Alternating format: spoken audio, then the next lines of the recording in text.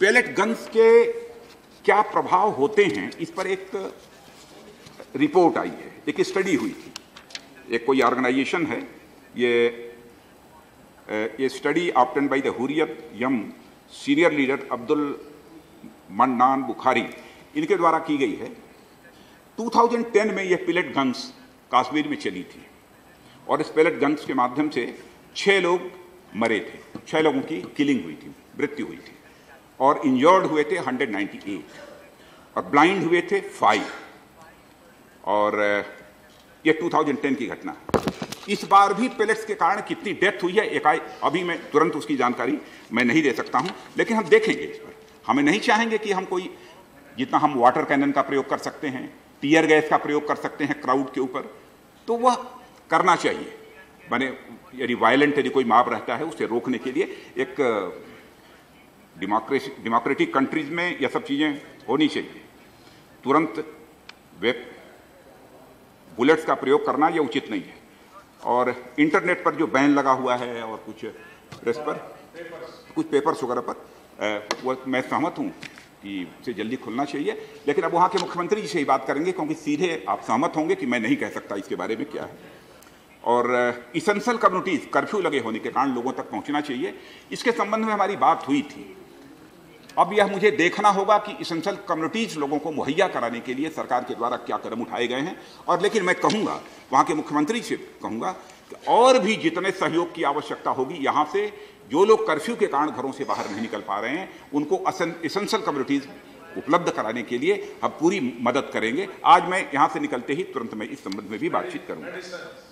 अब मेडिसिन वगैरह सब है, उसका नाम नहीं लिया, सब बेबी फूड्स वगैरह की भी बात आपने कही थी। लेबरर्स जिनको कि इस समय काम नहीं मिल पा रहा है, उनके लिए भी मैं मुख्यमंत्री जी से बात करूंगा कि क्या हो रहा है। आंखों का ट्रीटमेंट बाहर, ये ऑलरेडी मैं कह चुका हूं, और मुख्यमंत्री जी को मैंने कहा है केवल आंखों के ट्रीटमेंट के संबंध में ही नहीं, बल्कि यदि कोई सीरियसली इंजर्ड यदि कोई ऐसा व्यक्ति है, ऐसे 10, 5, 15, 20, 25, 50 होंगे, 100 होंगे, तो मैंने कहा तुरंत यहां से मैं प्लेन भेजने को तैयार हूं, सबको प्लेन पर बैठाइए, मैं डॉक्टर भेजूंगा, लेकर आए, उनका ट्रीटमेंट कराऊं। मैंने स्वयं वहां के मुख्यमंत्री जी से कहा।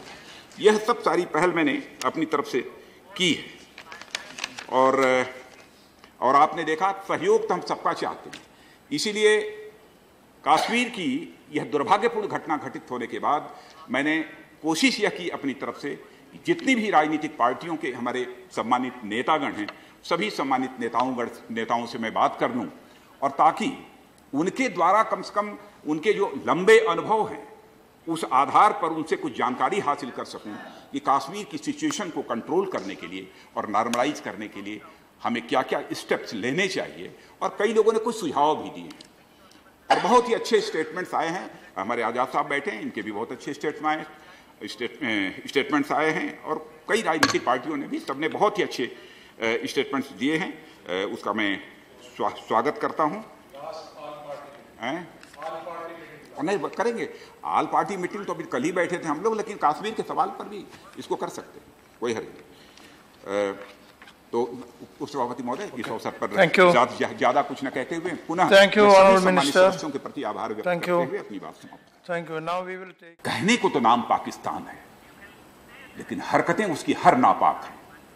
मैं कहता हर हरकतें नापाक हैं। आज एक हमारे देश में कोई आतंकवादी मारा जा रहा है और हमारे आंतरिक मामलों में पाकिस्तान हस्तक्षेप करेगा।